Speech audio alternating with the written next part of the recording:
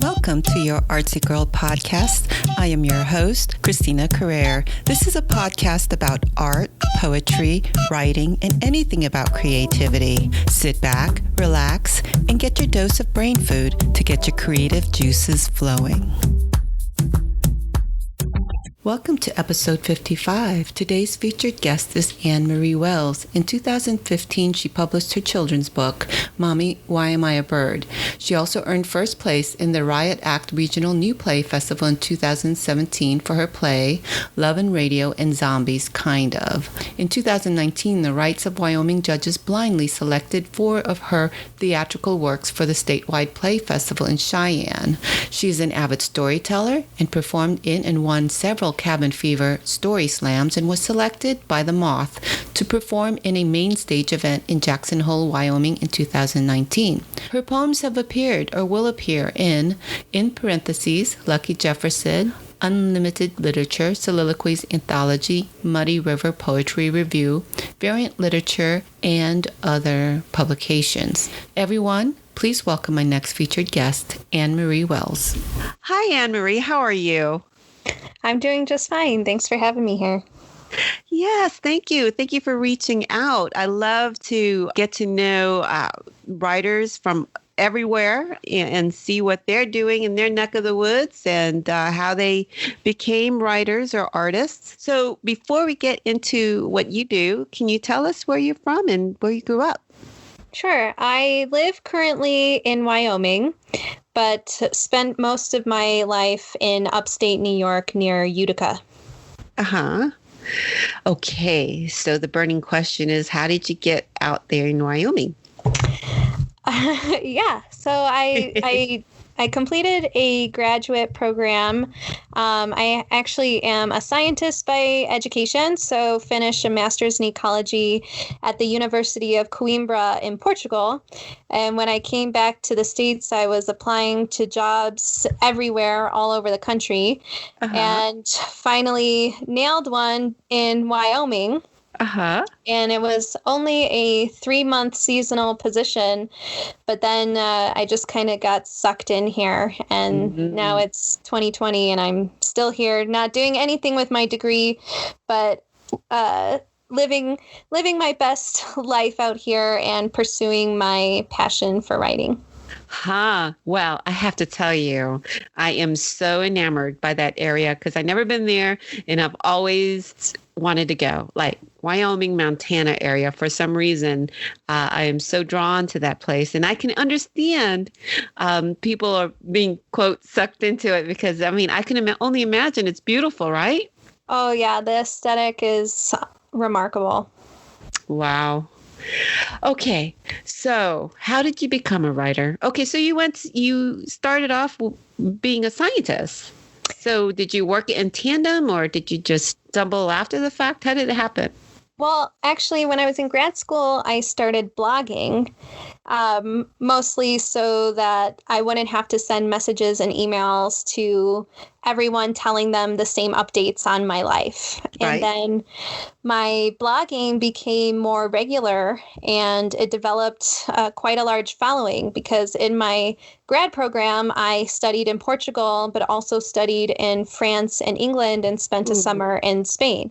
And so people were really interested, even in the countries that I was living, to know about my perspectives about living there, and my friends and family and people from the States were also interested in knowing about my life in these foreign countries. And so I developed kind of a following for it. But then after I left grad school, I made my blog private because I was job searching and didn't want my posts about my love life and, personal things to be found by potential employers.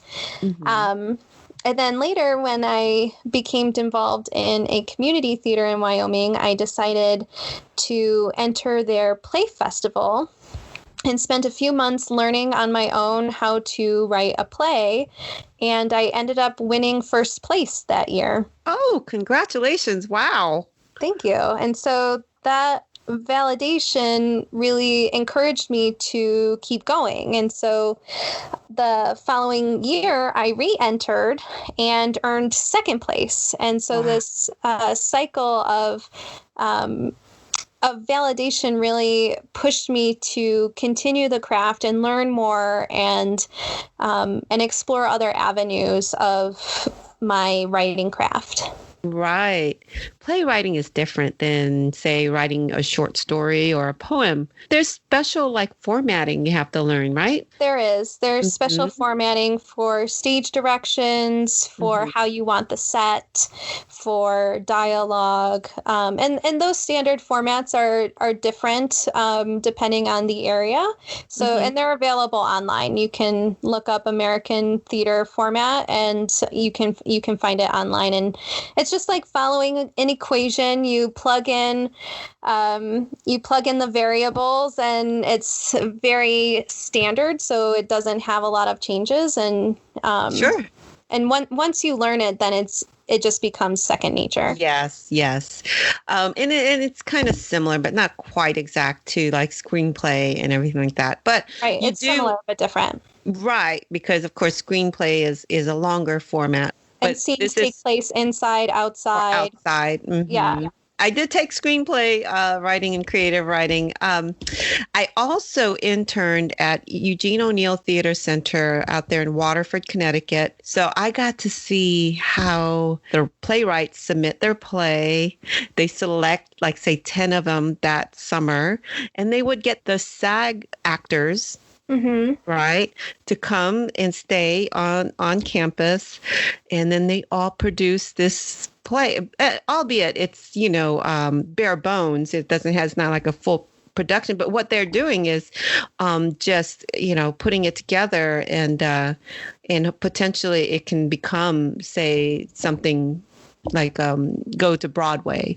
Well, when I was there, they started developing the musical theater. That was awesome because, of course, that involves more because you have the person who composes the musical score for the whole thing. And yeah, it was great. So flash forward to now. So what have you been up to? So I'm still writing plays, but I've been focusing a lot more on poetry. And since probably December last year, I've really taken to poetry more as a spiritual practice. Okay. And last year in September, my father was diagnosed with terminal cancer. I'm sorry. Yeah, it was very hard. And I saw my mom and my other family members turning to a higher power, turning to Bible verses. And I don't share that same faith and belief, but I wished that I did. I wished that I had a sense that everything was going to be okay. I wish that I had something more to grab and hold on to and feel like this is making me feel better about the circumstances. And I didn't have that in the same Bible verses that they were turning to. And instead I instinctually turned to poetry, and I was reading volumes of poetry, and then I started writing my own catharsis of all of my emotions and the trauma of watching a person I love and admire deteriorate. And since taking to poetry in a more serious way, whereas before I would say it was more of a hobby. If an idea came to mind, I might write it down. Maybe I would write some love poems for my partner or something cutesy like that, but I didn't take it as a serious craft. It was more of a hobby. And since really putting pen to paper, I have seen 24 of my poems selected for publication and people reacting to them. So not just that this acceptance in various literary journals, it provides the validation that I long for, the applause, but that people will hear or they will read something that I wrote and feel that sense of similarity in their own lives, that the poetry and the words that I was really searching for during my time of the beginning of my grief and my mourning, that I'm providing those words for other people. And that's what's really satisfying and fulfilling right now with working on my poetry craft. Great. Do you have some poetry or writing you'd like to share with us today? Sure. I will select one. I'm pulling up my long list here. This will be part that you edit out, right? Oh, yeah. I have many shorter poems, and they're kind of like little snippets into a single scene, a single moment in my life. Okay. So I don't have too many that are very long. Like I have one of the first poems I wrote called Shell that I wrote as my father was getting more sick. And this really captured, to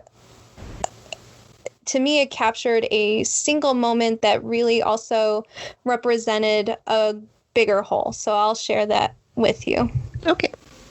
Holding the shell of the man he used to be to my ear, his tidal voice crashed ashore, calling me to watch a nest of turtles break free from their sandy womb, frantic to find their ocean mother, a race from first breath to moonlit waves.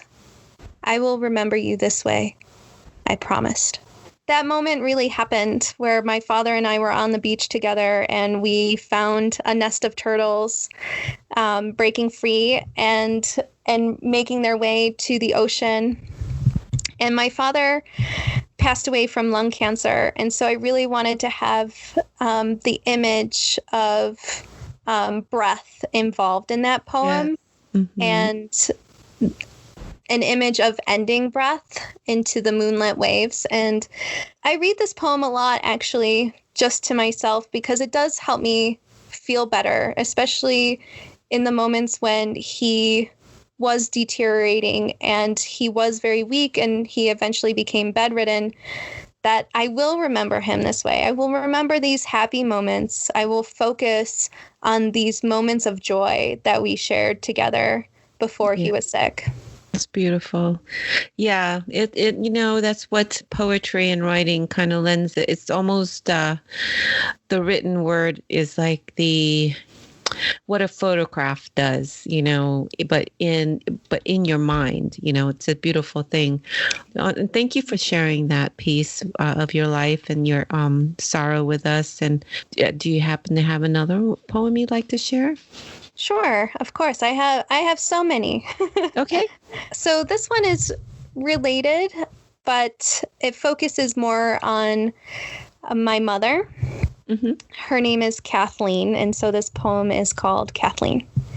I dedicate this survival to my mother, not just for the breast milk and swaddling, the Band-Aids and kisses on scrapes, emergency room visits, dentist appointments. She showed me what it looks like to give myself time to cry in my bedroom alone and to emerge from my encore still alive. I dedicate this survival to my mother, who performed CPR on her own chest in front of me so I could see how to force electrical pulses through my own cardiac arrest. Wow. That's very powerful. She's been a pillar of strength for me during this time. And I think she also needs to be that pillar of strength for us, for my sister and I. And has she read that poem? I haven't shared it with her yet. Oh. have shared some other poems related to my dad's illness and his death, and it's very triggering for her right now. And so I'm giving her more time in her bereavement before sharing some of these other harder ones. Right. Okay. Do you happen to have one short one more? In my family, we have, I don't know if it's a superstition, you would call it, about Friday the 13th. Many people do, but in my family, many different things happened on Friday the 13th. My grandmother passed away on a Friday the 13th. We found out about my dad's diagnosis on a Friday the 13th. And on the Friday the 13th this past December, which was also the anniversary of my grandmother's passing, was the day that my father went to the hospital. And it was really the day, the beginning of the end. And then my father was also buried on the 13th, but not on a February. But we have in my family this history with the Friday the 13th. So this poem is called Bad Luck Day. The night I learned of my father's cancer, I imagined the tumors spread across the maps of his lungs like spider webs caught in a rainforest. A mother fighting to protect her young in the flaming tempest, digging her tendrils into his chest, branches cinched in a silken corset, a legacy at risk with each gust, rigging a gridiron of wind and leaves. The night of Friday the 13th. Bad Luck Day. Wow. So you write plays and you do poems. Do you do other genres as well? Not so much. I took a creative writing class online through a community college here on short story writing. And so wrote a couple of short stories for assignments, but it hasn't called to me. I have written a novel that is just the bare bones. So haven't sent it to agents or anything like that. It's not in those stages. I actually wrote it 2.5 years ago in about 3 days, and then haven't looked at it until this year. How many words in 3 days? It's about 75,000 words. Oh my gosh. Yeah. It was a crazy time in my life. It was a summer when I was a nanny for a rock and roll band on tour. It gets better. Wow. And so I only really needed to work on Fridays and Saturdays and sometimes Thursdays. And I traveled with them all over the country. And so on the days that they were just hanging tight and either we were in a van traveling or we were just spending days recovering in hotel rooms, I had a lot of downtime. And on our way to Pittsburgh, Pennsylvania, this idea for a novel popped into my head, and I watched it play out in my mind like a movie.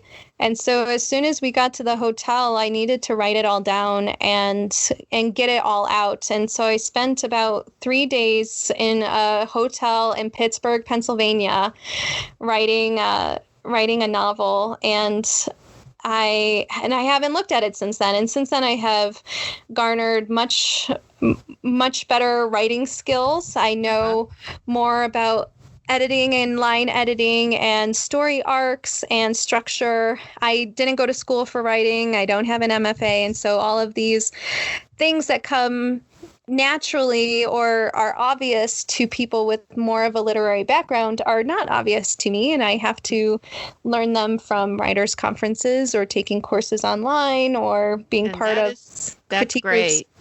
Yeah, I mean, you don't have to a lot of our writers who are great writers and poets. Not every one of them went to an MFA or got their MFA rather. So no, but being self-taught, I mean, that's tremendous. Thank you. Tremendous. Absolutely. So how are you creating during this pandemic? I have found that my creativity comes when I ask it to. Mhm. When I tell my brain, okay, we're creating now, my brain complies. And I feel like that happens because I've trained it that way over the course of a few years. Yeah. A lot of well, I shouldn't say a lot. A few of the plays that I've written were out of necessity. So I was part of a playwriting group, and we wanted to put on a Halloween show. And so we attempted to write it as a group. It wasn't working. And so I said, okay, I'm going to write it. Uh-huh. So then I had this daunting task of, okay, I have to write a Halloween themed play. And not my go-to thing. I'm more of a romantic comedy writer. And so this was more of a camp fantasy comedy. And I just kind of told my brain, like, okay, this is what we're doing. And then I ended up coming up with a choose your own ending murder mystery with a werewolf, a witch, a wizard, all of those zombie vampire characters that you would see in a Halloween Scooby-Doo film of some sort, you know. And it was very fun. It was completely unlike anything that I've had ever written. And of course I had a dry read, and then there was editing happening. It's not like my first draft was it or anything like that.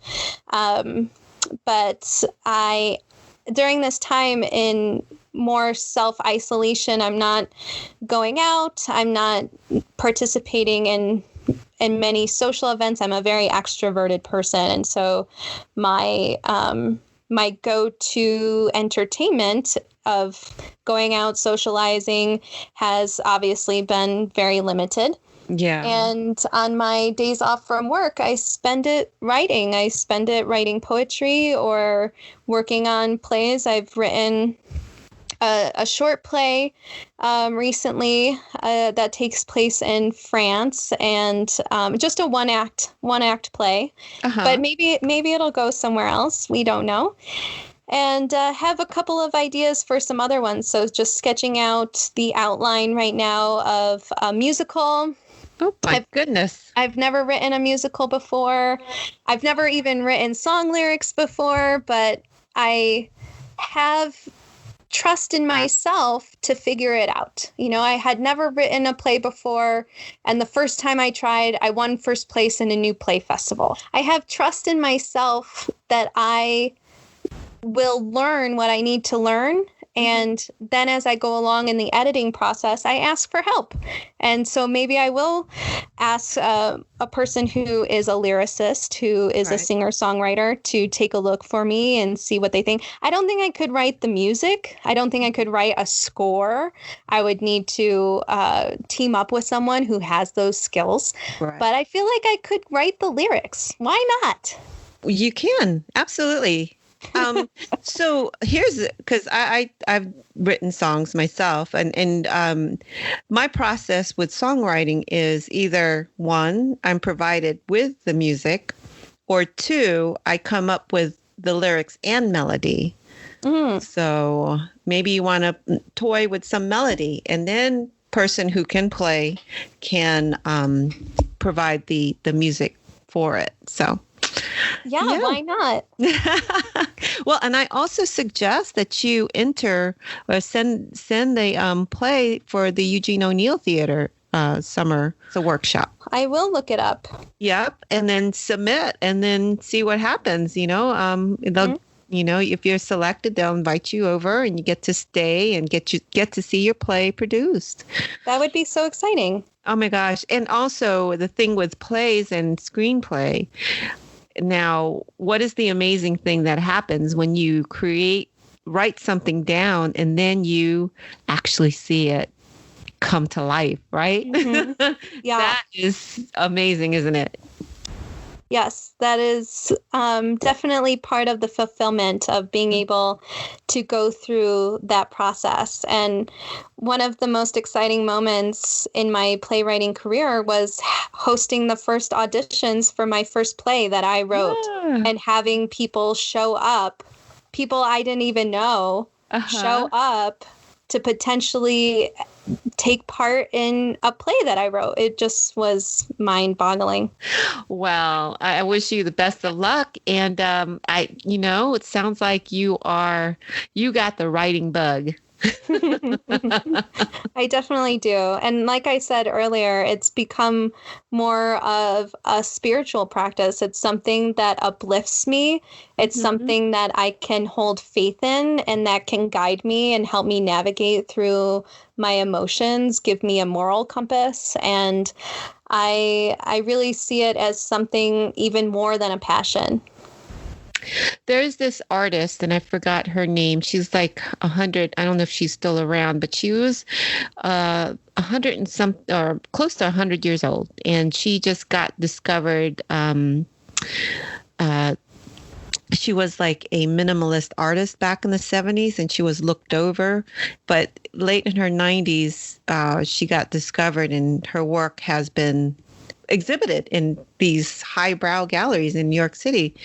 And she says, I'm paraphrasing, she says, the beautiful thing about painting, she says, is that it's like falling in love, because the whole process and seeing it into fruition. So yeah, when you said that, it is, in short, it could be, a type of religion or a way of falling in love with life again. So. I love that. I love that comparison.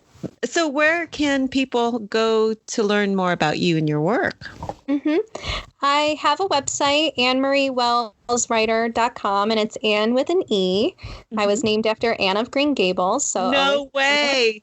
And that is my favorite series. I'm sorry to cut you short there. Is it? Have you seen the new one?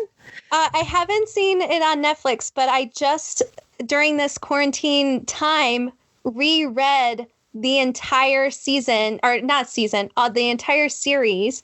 And I didn't know that in 2008, L.M. Montgomery's heirs teamed up with another author. I think her name is Budge Wilson, I think the name is. And she wrote a prequel for the series.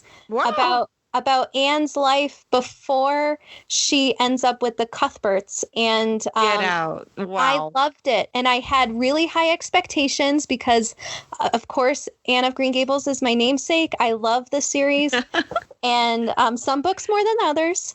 But right. I had very high expectations and I absolutely loved it. And so I bought a copy for my mom and sent it to her for Mother's Day because she also didn't know that there was a prequel. Wow. Well, you know what? That's probably where the Netflix series is going to go too, then. You got to watch it. Okay, I will. So AnneMarieWellsWriter.com. And also you can find me on Facebook at Anne Marie Wells Writer on Facebook as well. Anne Marie, it was very good talking to you, and I wish you the very best of luck.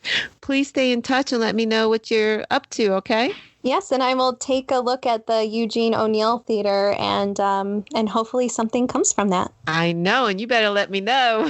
Of course I will. Well, you know, I'm from Connecticut, so if you're there, I can fly up and check it out. Okay, cool. I would love that. Well, everyone, that is it for now. Please tune in next week for my next featured guest. In the meantime, have a productive and creative week. Bye, Anne Marie. Bye. Thank you.